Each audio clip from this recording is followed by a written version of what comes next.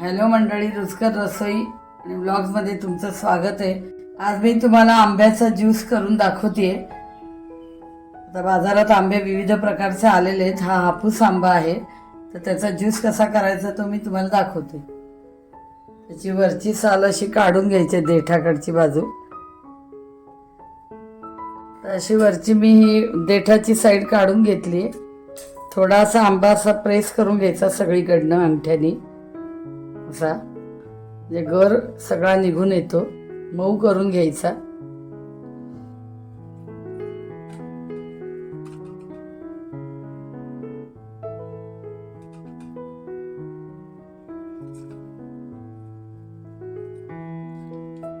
असा तर रस काढून घेते मी त्याचा।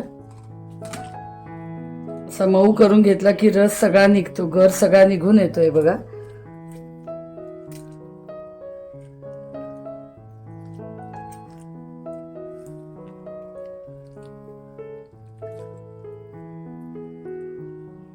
ही साल बाजूला ठेवते।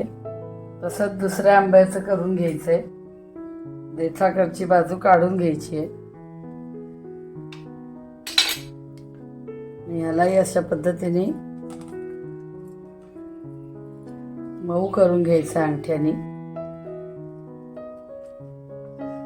प्रेस करून घ्यायचं सगळ्या बाजूनी।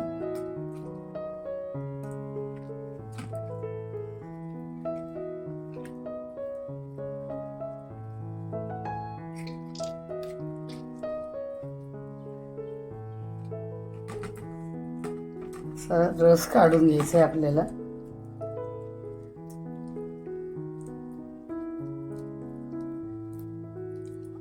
हापूस आंब्याचा ज्यूस अतिशय सुरेख लागतो।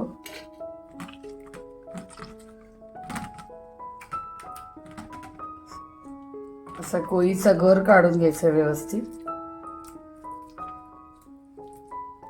असा रस काढून घेतलाय।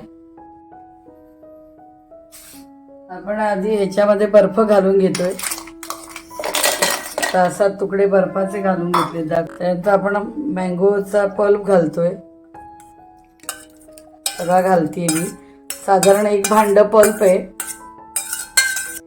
बर्फ घातला आपण, मँगो पल्प घातला। आता मी दूध घालते।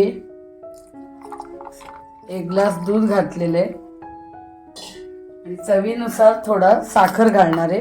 आपला मँगो गोडच आहे, मँगो पल्प। थोडीशी साखर 2 चमचे घालते। तुम्ही साखर आवडीनुसार घाला। आणि आता हे मिक्सर मधनं फिरवून घेते। हा बघा किती सुंदर ज्यूस झालाय। मँगो ज्यूस आपला तयार झालेला आहे। आता आपण ग्लास मध्ये ओतून घेऊया। ज्यूस ओतते मी।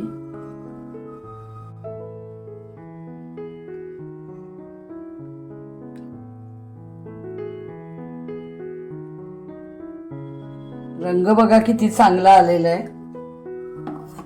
आणि आता ह्याच्यामध्ये मँगोच्या फोडी मी ह्या अशा पद्धतीने करून घेतलेत।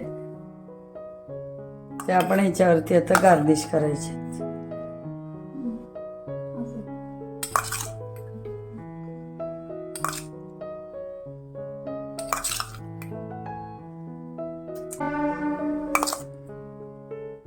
आणि आता मँगोच्या क्यूब्स केल्या होत्या ना, मँगोच्या ज्या फोडी केल्या होत्या त्या वरती घातलेत, त्यामुळे अजूनच चव त्याची वाढते ज्यूस पिताना। तर मी दाखवल्याप्रमाणे तुम्ही मँगो ज्यूस करून बघा। अतिशय सुरेख झालेला आहे। 2 आंब्याच्या जे आपण हापूसचा रस काढला होता, त्याला फक्त 1 ग्लास दुधामध्ये 2 ग्लास आपला ज्यूस तयार झालेला आहे। तर तुम्ही मी दाखवल्याप्रमाणे करून बघा आणि माझ्या रेसिपीला लाईक, शेअर आणि सबस्क्राईब करा। थँक्यू।